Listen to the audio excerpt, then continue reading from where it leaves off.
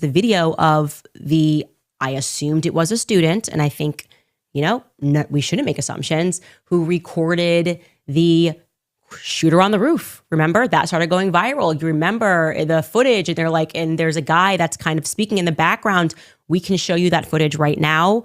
Let's take a look at that footage that we're referring to. Get right up.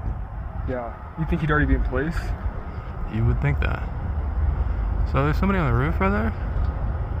Just saying.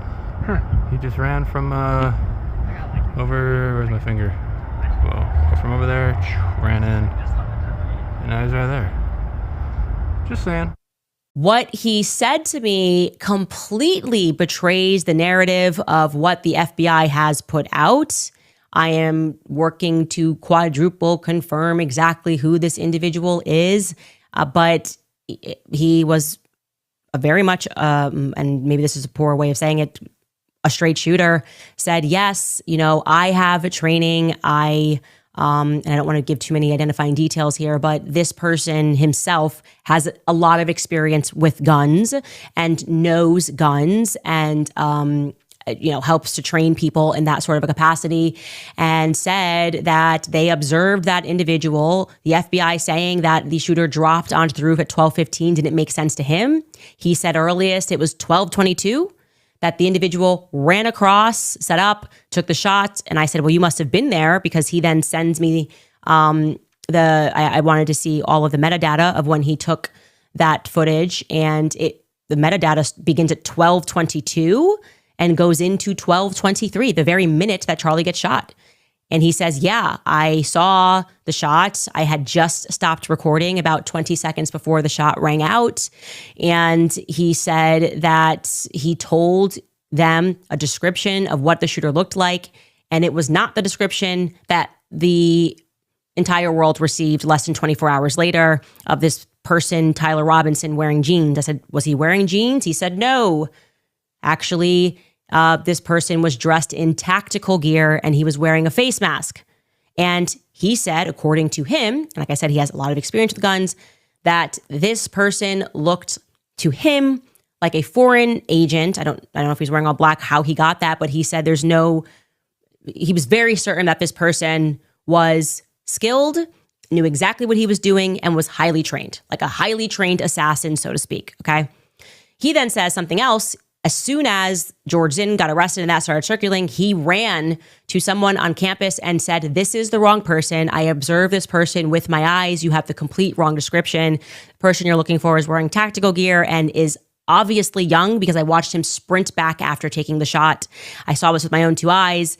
And for whatever reason, that never made its way out that we can see of a description of a person wearing tactical gear. We're kind of left with this idea that he was wearing the now infamous veterans shirt with the American flag on it and some jeans. So he also said something that we had not heard, which is that he knows guns, and the gun that the FBI found was not the gun that he saw, that the gun that he saw was smaller. And I'm going to read you directly a text message that he sent me, again, protecting his identity.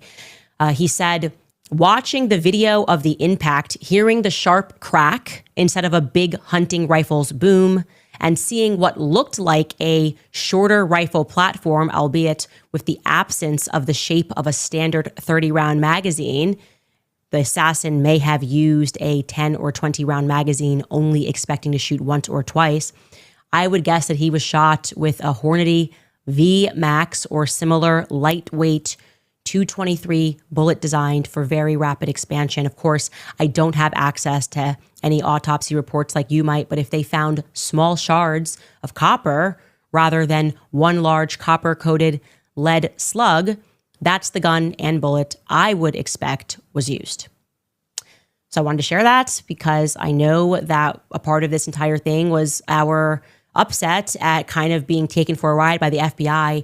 It makes no sense to me that they wouldn't share those details immediately while this manhunt was taking place. We got every other name and basically every other description, and we're told nothing like what this person who says that he was an eyewitness, he was the eyewitness to this, and that he went right in and said all this information, Why wouldn't you share the eyewitness report that you received that completely counters the narrative? And I would say, again, assuming this guy's story checks out, and it seems to me that it did, and he sent us the data, and we looked at the metadata that he was the person who took that video, it doesn't make sense to me.